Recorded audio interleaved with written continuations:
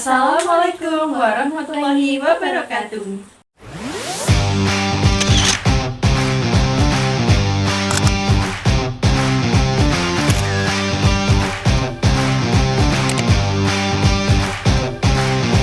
Halo besti-besti semuanya, selamat datang di podcast Ngobrol Santai Tapi Mikir. Di episode kali ini, kita mau bahas satu topik yang sering kita temui tapi jarang kita kaji lebih dalam. Pernah nggak sih kalian kepikiran, kenapa makam Sunan Ampel itu selalu ramai peziarah?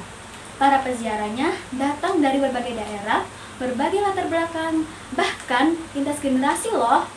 Nah, dari pembahasannya nggak cuma opini, hari ini kita sudah bersama narasumber kita. Siapa ya? Penasaran nggak? Ini dia Nadifa.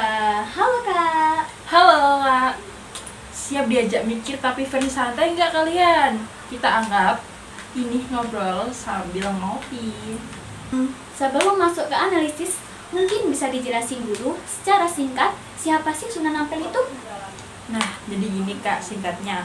Sunan Ampel itu adalah salah satu wali songo yang nyebarin Islam di Jawa, khususnya di Surabaya nih Kak, dengan cara damai. Nah, beliau juga berfokus pada pendidikan, akhlak, dan membangun masyarakat. Makanya sampai sekarang makam beliau itu masih ramai diziarahi oleh peziarah. Dan yang datang itu bukan cuma orang yang alim banget loh, tapi semua kalangan bisa datang tanpa memandang usia dan derajat mereka. Wow, termasuk yang awalnya cuma ikut-ikutan atau hanya sekedar healing dan jalan-jalan ya Kak? Dan justru dari situ menariknya.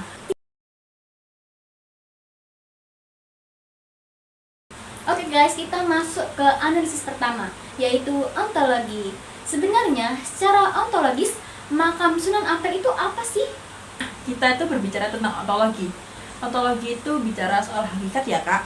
Kalau secara fisik, makam Sunan Ampel ya jelas tempat peristirahatan seorang ulama.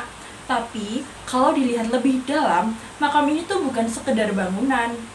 Ia adalah simbol perjuangan dakwah Islam, simbol keteladanan, dan pengingat pada kematian. Orang yang datang ke sana bukan cuma melihat makam, tapi juga mengingat nilai hidup yang diperjuangkan oleh Sunan Ampel tersebut. Jadi, bisa dibilang secara ontologis, makam ini punya makna dakwah ya? Ya betul Kak. Makam Sunan Ampel memiliki hakikat sebagai media dakwah simbolik. Dakwah tanpa ceramah, tapi lewat makna dan refleksi. Nah, tapi ada yang bilang, itu cuma tradisi. Dari mana sih kita tahu ini bisa disebut dakwah?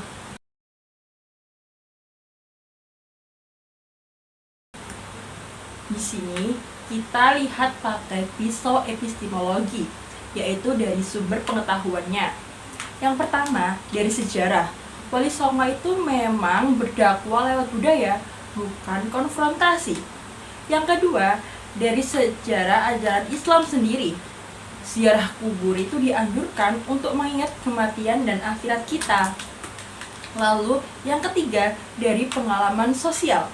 Banyak orang yang setelah ziarah malah kepikiran buat benerin hidupnya, ibadahnya, sikapnya, bahkan tujuan dari hidupnya. Berarti bukan cuma perasaan kok adem ya, tapi ada dasar ilmunya. Ya, benar Kak. Secara epistemologisnya, ini berdiri di atas sejarah, ajaran agama, dan realitas masyarakat. Kalau bahas tentang manfaat nih ya, emangnya ziarah ke makam Sunan Ampel bikin hidup kita auto jadi soleh Kak? Jadi auto soleh sih enggak ya, tapi manfaatnya itu ada kalau caranya itu benar.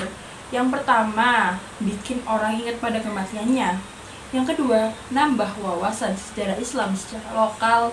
Lalu yang ketiga, menumbuhkan rasa hormat ke ulama dan nilai Islam. Tapi catatan penting nih dari aku, kalau ziarahnya kebablasan sampai melenceng dari tauhid, itu yang jadi masalah. Kalau zaman sekarang kan banyak nih pemuda-pemuda yang FOMO, datang ke makam hanya untuk foto-foto. Nah itu niatnya nggak baik ya. Tapi kalau datangnya ingin berdoa, ingin mendoakan. Nah, itu baru niatnya benar. Jadi intinya bukan tempatnya yang salah, tapi niat dan caranya yang benar. Nah, itu poin pentingnya, Kak. Oke, jadi guys, setelah kita rangkum dari ontologi, epistemologi, dan aksiologi, bisa kita simpulkan bahwa makam Sunan Ampel itu bisa dikategorikan sebagai bagian dari dakwah Islam, khususnya dakwah kultural dan simbolik. Selama dipahami dengan benar dan dijalankan sesuai nilai-nilai Islam, ia bukan sekedar tempat ziarah, tapi juga ruang belajar, refleksi, dan penguatan iman. Semoga obrolan santai ini bisa menambah sudut pandang kita ya dalam melihat tradisi Islam di sekitar kita. Dan terima kasih buat narasumber yang udah nemenin obrolan kita kali ini. Sama-sama, Kak. Semoga obrolan kita ini bikin kita nggak cuma ikut tradisi atau ikut tren, tapi juga paham maknanya. Dan buat kalian semua, makasih udah tonton sampai akhir. Ingat, mikir kritis itu penting, tapi tetap harus pakai hati dan iman. Sampai ketemu di episode selanjutnya. Dadah. Assalamualaikum warahmatullahi wabarakatuh. Bye.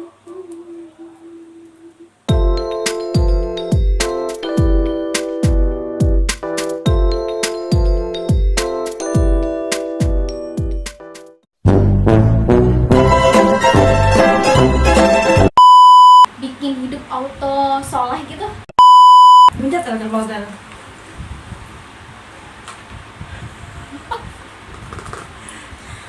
Aku podcast ini ayo podcast.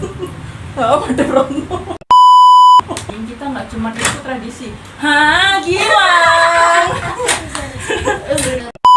Sebenarnya Sebenarnya aku